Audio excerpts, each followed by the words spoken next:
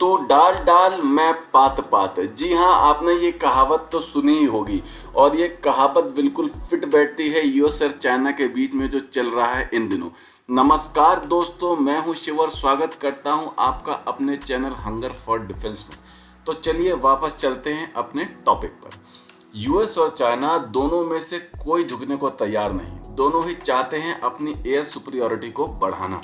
अभी हाल ही में आपने सुना होगा कि चाइना ने अपना स्टेल्थ एयरक्राफ्ट J-31B का डेवलपमेंट और ट्रायल पूरे कर लिए हैं और जल्दी यह PLA एयरफोर्स में इंडक्ट होने वाला है।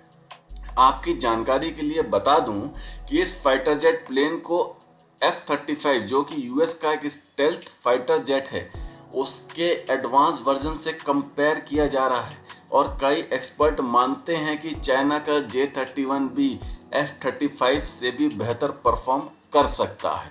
इसके अलावा आपको ये याद होगा कि चाइना ने कुछ दिन पहले ही अनाउंस किया है कि वो 1000 स्टेल्थ फाइटर जेट अपनी वायुसेना में शामिल करेगा आने वाले कुछ ही सालों में।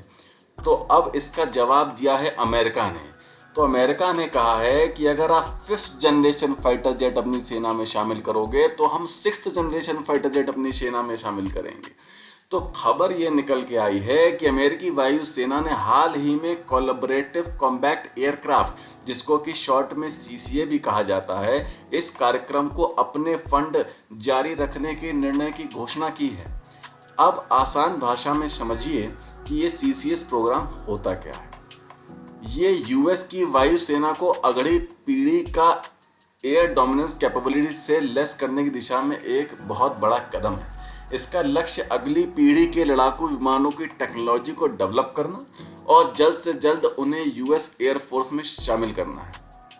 और ये सिर्फ कुछ संख्या में ही शामिल नहीं किए जाएंगे। यूएस एयरफोर्स का प्लान है कि इन्हें 1000 की संख्या में शामिल किया जाए और ये 6th जनरेशन फाइटर जेट होंगे जिन्हें रोबो वॉर प्लेन्स भी कहा जा रहा है।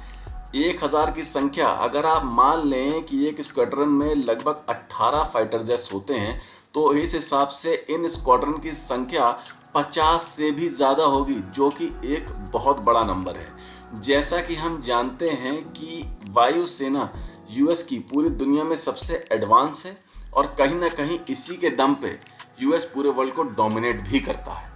ऐसा कहना बिल्कुल भी गलत नहीं होगा कि चाहे दुनिया में कितने भी एडवांस फाइटर प्लेन बन जाएं, लेकिन यूएस के फाइटर प्लेन की टेक्नोलॉजी को मैच करना बिल्कुल भी आसान नहीं। अब आप सोचिए, यूएस के अलावा दुनिया का कोई भी देश अब तक एक true stealth 5th generation fighter jet नहीं बना पाया है।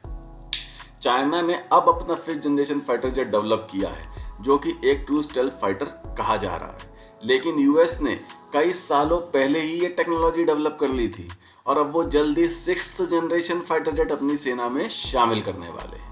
CCA प्रोग्राम में अब जो टेक्नोलॉजी विकसित की जा रही है वो ज़्यादा से ज़्यादा AI पर आधारित है, जिससे युद्ध के समय फाइटर जेट की कैपेबिलिटी और सर्वाइवेबिलिटी और बढ़ जाएगी और ये कन्वेंशनल वॉर प्लेन से सस्ता भी होगा, जो भविष्य में मानव युक्त स्क्वाड्रन की आवश्यकता को कम कर देगा।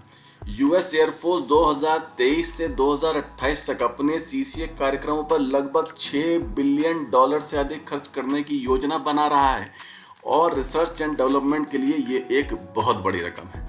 इसके अलावा भी इस प्रोग्राम के अंतर्गत बहुत सारी नई नई टेक्नोलॉजीज भी डेवलप की जा रही हैं। यूएस का हमेशा से ही लक्ष्य ये रहा है कि कम लागत और बढ़ी हुई कैपेबिलिटीज के साथ एयर डोमिनेंस को हासिल करना। हवाई श्रेष्ठता यूएस की सर्वोच्च प्राथमिकता बनी हुई है कई सालों में, क्योंकि जो एयर में डोमिनेट करेगा वो ही सुपर पावर कहा जाएगा। मैं मानता हूं कि भारत को भी इस दिशा में तेजी से अपने कदम आगे बढ़ाने चाहिए और एमका की, जो कि हमारा 5th जनरेशन फाइटर जेट होने वाला है, उसकी टेस्टिंग और निर्माण का काम जल्द ही पूरा करना चाहिए। तो प्लीज़ अपने कमेंट करें आज की इस खबर पर और हमें बताएं ये खबर आपको कैसी लगी। मेरे वीडियो को लाइक करें, सब्सक्राइब करें और शेयर करें। मिलते हैं अगली वीडियो में। Take care.